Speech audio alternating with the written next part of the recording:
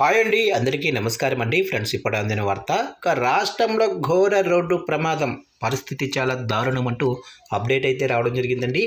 అయితే ఇందుకు సంబంధించిన వివరాలు అయితే మన వీడియోలో తెలుసుకుందామండి. ఎక్కడ ఏం జరిగింది అనేది క్లారిటీగా తెలుసుకుందామండి. వీడియో మాత్రం పూర్తి వరకు చూడండి ఫ్రెండ్స్, అప్పుడే మనకి పూర్తి సమాచారం అయితే తెలుస్తుంది. ఇక లేట్ చేయకుండా వివరాల్లోకి వెళ్ళిపోదాము. ఇక రాజస్థాన్లోని జైపూర్ జిల్లాలో ఘోర రోడ్డు ప్రమాదం చోటు చేసుకుంది. ఇక కార్గో లారీని కారు ఢీకొట్టింది.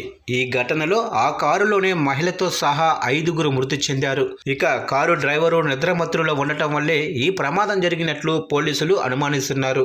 ఈ ఘటనకు సంబంధించిన వివరాలైతే ఇలా ఉన్నాయి. ఇక మధ్యప్రదేశ్లోని జబల్పూర్కు చెందిన ఒక కుటుంబం తీర్థయాత్రల కోసం కారులో బయలుదేరింది. ఫిబ్రవరి 13వ తారీఖున ఉజ్జాయినంలోనే మహాకాళేశ్వర ఆలయాన్ని వారు దర్శించారు. ఆ తర్వాత రాజస్థాన్లోనే ఖాదు శ్యామ్జీ ఆలయానికి కారులో ప్రయాణమయ్యారు.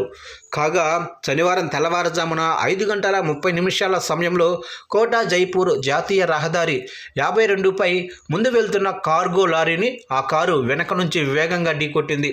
దీంతో కారులో ఉన్న 4గురు అక్కడికక్కడే మృతి చెందారు. తీవ్రంగా గాయపడిన ఒకరిని స్థానిక ఆసుపత్రికి తరలించి చికిత్స అందిస్తుండగా పరిస్థితి విషమించి మృతి చెందాడు. ఇక మరోవైపు మృతులను రేష్మా శ్రీవాస్తవ, పియేషురార్, రాహుల్ రాజుక్, షాన్ డ్రైవర్ అనురాగ్గా పోలీసులు గుర్తించారు. ఇక మృతదేహాలను పోస్టుమార్టం నిమిత్తం ప్రభుత్వ ఆసుపత్రికి తరలించారు. ఈ ప్రమాదంపై దర్యాప్తు చేస్తున్నట్లు తెలిపారు.